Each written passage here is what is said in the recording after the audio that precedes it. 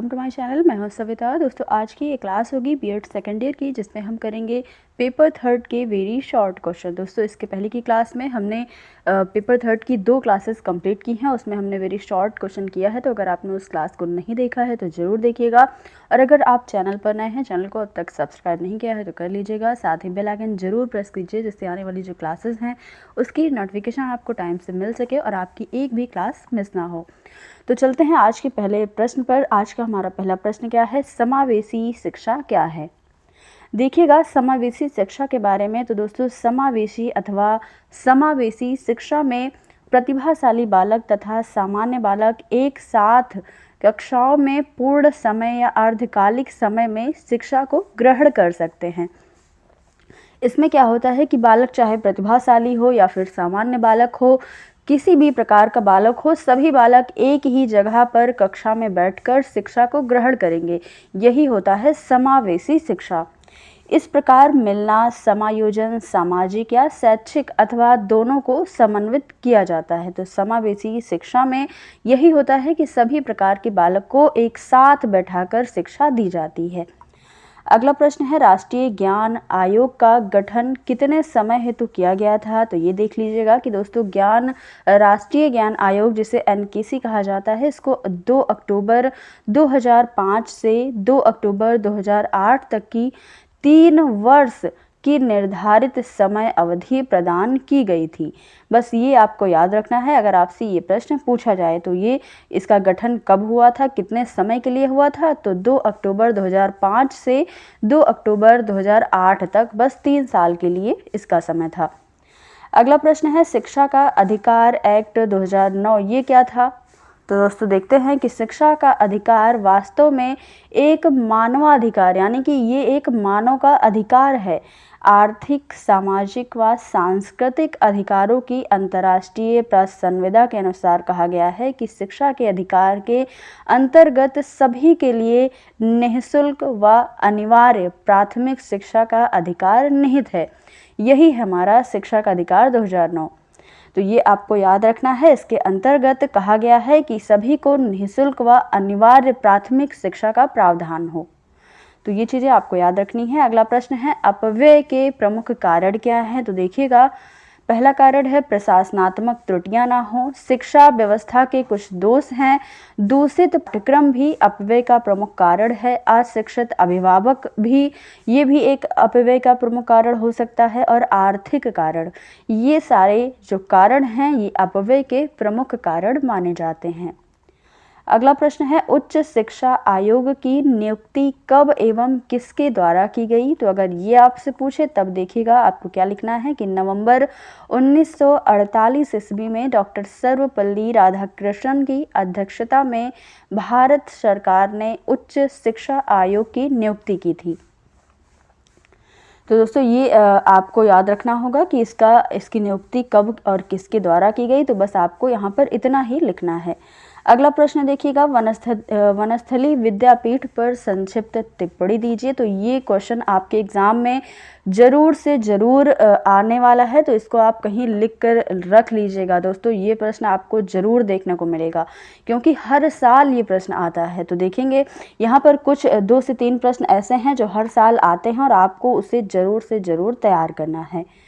देखिएगा, वनस्थली विद्यापीठ क्या है? तो दोस्तों वनस्थली विद्यापीठ राजस्थान में जयपुर से लगभग 45 मील दूर पर स्थित है।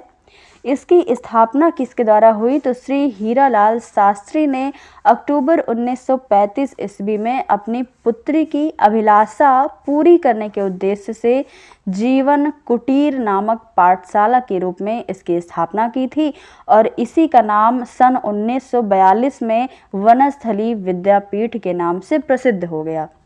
बस यही है वनस्थली विद्यापीठ। तो आपको बस इतना याद रखना है। अगर शॉर्ट में पूछे, अगर लॉन्ग में आ जाए तब आप इस टॉपिक को लॉन्ग के लिए भी तैयार कर सकते हैं। अगला प्रश्न देखिएगा, वनस्थली विद्यापीठ के उद्देश्य क्या क्या है। अगर आपसे ये पूछ ले तब देखिएगा, वनस्थली विद्यापीठ का उद्देश्य भारतीय संस्कृति की पृष्ठभूमि में विज्ञान और प्रज्ञान के आधार पर व्यक्तित्व का सर्वतोन्मुखी शारीरिक विकास, नैतिक विकास और बौद्धिक या आध्यात्मिक विकास करने वाली ऐसी शिक्षा की व्यवस्था करना है जिसके परिणाम स्वरूप गतिशील जीवन के अनुरूप सुसंस्कृतित, सुयोग्य और कार्यकुशल नागरिक का निर्माण हो सके।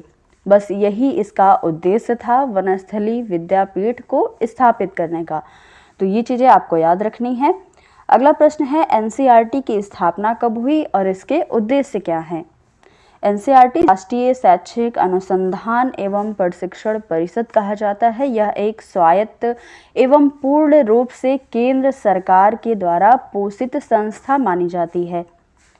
आगे देखेंगे इसकी स्थापना कब हुई, तो इसकी स्थापना केंद्रीय शिक्षा मंत्रालय के द्वारा 1 सितंबर 1961 को इसकी स्थापना हुई है। तो ये आपको याद रखना है। इसके उद्देश्य क्या है, देखिएगा, विद्यालय शिक्षा की समस्याओं का अध्ययन तथा अन्वेषण करना इसका उद्देश्य है और विद्यालयी शिक्षा के क्षेत्र में विस्तार कार्यक्रम आयोजित करना जिसमें अंतः सेवा कार्यक्रम तथा सेवा पूर्व कार्यक्रम शामिल है।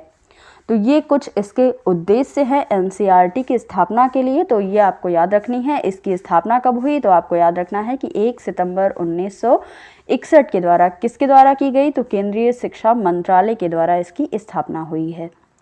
अगला प्रश्न है जो कि बहुत ही ज़्यादा इम्पॉर्टेंट है। ये प्रश्न हर बार आपको देखने को मिलता है, तो ये प्रश्न आप जरूर से जरूर तैयार कीजिएगा। कौन सा प्रश्न है, इंदिरा गांधी राष्ट्रीय मुक्त विश्वविद्यालय जिसे इग्नू कहते हैं, इसको स्पष्ट कीजिए। सन 1985 में तत्कालीन प्रधानमंत्री राजीव गांधी के निर्देश पर केंद्रीय शिक्षा मंत्रालय के द्वारा शिक्षाविदों की एक समिति बनाई गई। उसका गठन हुआ जिसने अल्पकाल में ही एक राष्ट्रीय विश्वविद्यालय की स्थापना हेतु एक प्रोजेक्ट रिपोर्ट तैयार कर दी। इसी रिपोर्ट के आधार पर संसद के द्वारा इंदिरा गांधी मुक्त विश्वविद्यालय पारित किया गया और 28 सितंबर 1985 में इस विश्वविद्यालय की स्थापना हो गई। तो ये जो विश्वविद्यालय है इसके बारे में आपको पढ़ लेना है क्योंकि ये प्रश्न हर बार एग्जाम में आता है। अगला प्रश्न है, देखेंगे एकलव्य योजना क्या है। देखिएगा, एकलव्य योजना एक राज्य समर्थित योजना है जिसे राज्यों के समर्थन के द्वारा स्थापित किया गया है, जो कि मध्य प्रदेश के होशंगाबाद जिले के होशंगाबाद विज्ञान शिक्षण कार्यक्रम से उत्पन्न हुई। इस योजना का प्रमुख उद्देश्य क्या है, शैक्षिक नवाचार लाना जिससे बालकों का सर्वांगीण विकास हो सके।